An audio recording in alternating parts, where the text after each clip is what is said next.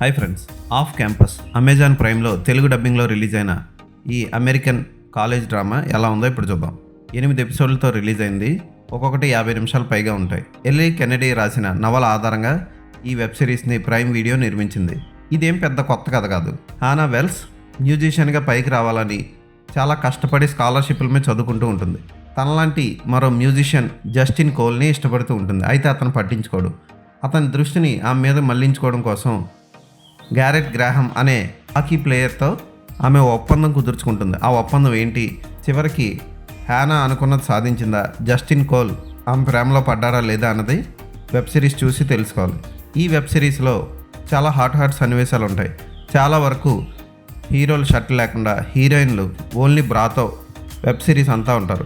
Last 2 ఎపిసోడ్లు తప్ప మిగిలిన అన్నిటిలోని ఏదో ఒక సీన్ వచ్చిపోతూ ఉంటుంది.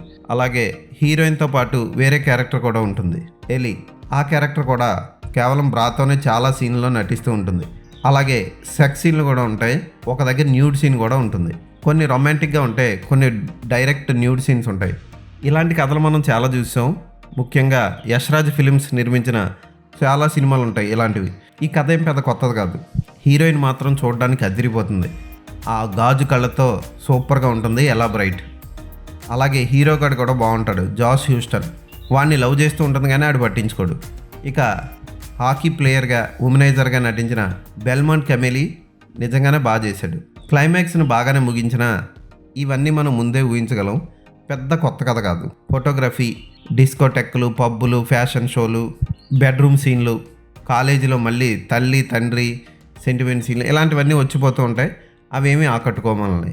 ముఖ్యంగా హీరోయిన్ని చూసినప్పుడు మాత్రం చాలు ఈ జన్మ కన్నా ఫీలింగ్ కలిగిస్తుంది. ఆమె అంత అందంగా ఉంటుంది. ఆమె మోడర్న్ డ్రెస్ ట్రై చేసినప్పుడు వచ్చే సీన్ అంత గొప్పగా ఉండదు. అలాగే బెడ్ మీద పడుకోకుండా బెడ్కి అటు ఇటు పడుకున్నప్పుడు వచ్చే సీన్ కొంచెం వెరైటీగా ఉంటుంది. పర్వాలేదు. పాతకాలంలో ఎక్స్ రేటెడ్ సినిమాలను మనం చూసి ఎంజాయ్ చేసేవాళ్ళం కదా, ఆ టైప్ సినిమాలు చూసి ఎంజాయ్ చేయాలి అనుకుంటే ఈ వెబ్ సిరీస్ని ఒకసారి చూడొచ్చు. తెలుగు డబ్బింగ్ బాగానే చేశారు. ఈ వెబ్ సిరీస్ని పిల్లలు, ఆడవాళ్ళు చూడకపోవడం మంచిది. అఫ్కోర్స్ ఆడవాళ్ళు సింగిల్గా కూర్చొని చూడొచ్చు.